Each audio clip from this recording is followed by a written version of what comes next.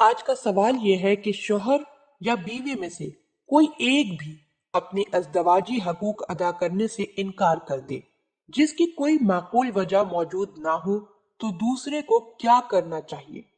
برائے مہربانی اس بات کی وضاحت فرمائیں تاکہ زندگی گزارنے میں آسانی ہو۔ چلتے ہیں اس سوال کے جواب کی جانب۔ اس سوال کا جواب کچھ یوں ہے: انسان میں اپنی نفسانی خواہشات کی تکمیل کا تقاضا فطری ضرورت ہے۔ اسے پورا کرنے کے لیے اسلام کے نزدیک واحد جائز راستہ شادی ہے۔ اس تقاضے کو پورا کرنے کے جتنے دیگر طریقے ہیں وہ سب ناقابل قبول ہیں۔ اس نظریے کی بنیاد اسلام کا وہ سنجیدہ نقطہ نظر ہے جو وہ اخلاقیات، خاندان اور فرد معاشرہ کے حقوق اور ذمہ داریوں کے بارے میں اختیار کرتا ہے۔ انسان کی جبلت اور اس کی فطری خواہشات کے سلسلے میں اسلام کا رویہ بے حد عملی ہے۔ اسلام خواہشات کو کچلنے کی حوصلہ افزائی نہیں کرتا اور نہ ہی وہ زبردستی کسی چیز کو جواز پیدا کرنے کی اجازت دیتا ہے۔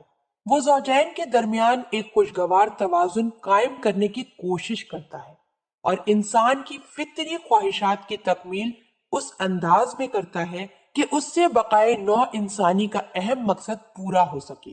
وہ جنسی پہلو کو اجاگر کرنے والے کسی ایسے راستے کو اپنانے کی اجازت نہیں دیتا جو انسان کے لیے سود مند نہ ہو۔ اسلام کے نزدیک میاں اور بیوی دونوں کی ذمہ داری ہے کہ وہ ایک دوسرے کی فطری خواہشات کی جائز طریقے سے تکمیل کریں۔ کئی احادیث میں یہ بات بیان کی گئی ہے کہ عورت کو معقول وجہ کے بغیر اپنے شوہر کو اس سے اپنی خواہش پوری کرنے سے روکنا نہیں چاہیے۔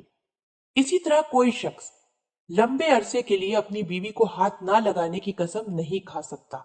قرآن پاک کہتا ہے کہ اگر کوئی شخص 4 ماہ سے زائد عرصے کے لیے اس طرح کی قسم کھا لے تو اس کے سامنے 2 راستے ہیں: یا تو وہ اپنا رویہ تبدیل کرے اور اپنی بیوی سے ازدواجی تعلق قائم کر لے، یا پھر اسے طلاق دے دے۔ کسی شخص اور اس کی بیوی کے درمیان معمول کے تعلقات قائم ہو جانے کے لیے 4 ماہ کا عرصہ کافی سمجھا گیا ہے۔ اگر اس عرصے کے بعد بھی وہ شخص اپنی بیوی سے علیحدہ رہتا ہے تو وہ اپنی بیوی کو کسی اور سے شادی کرنے سے نہیں روک سکتا۔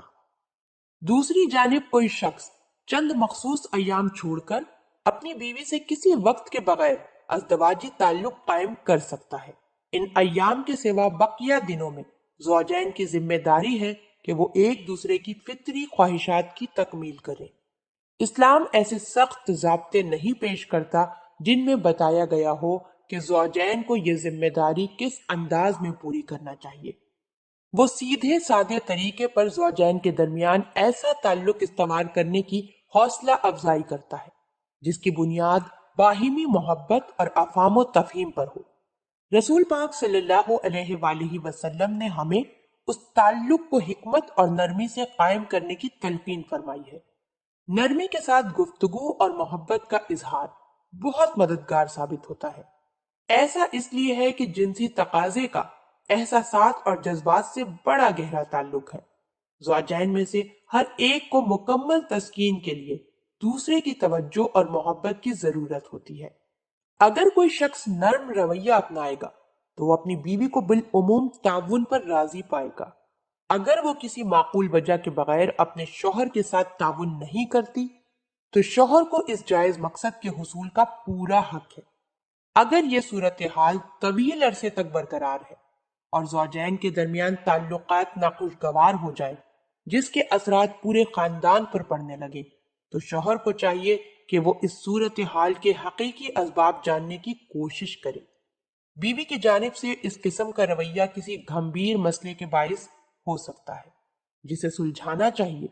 کسی قابل بھروسہ شخصیت سے صلح و مشورہ بے حد مفید ثابت ہوتا ہے۔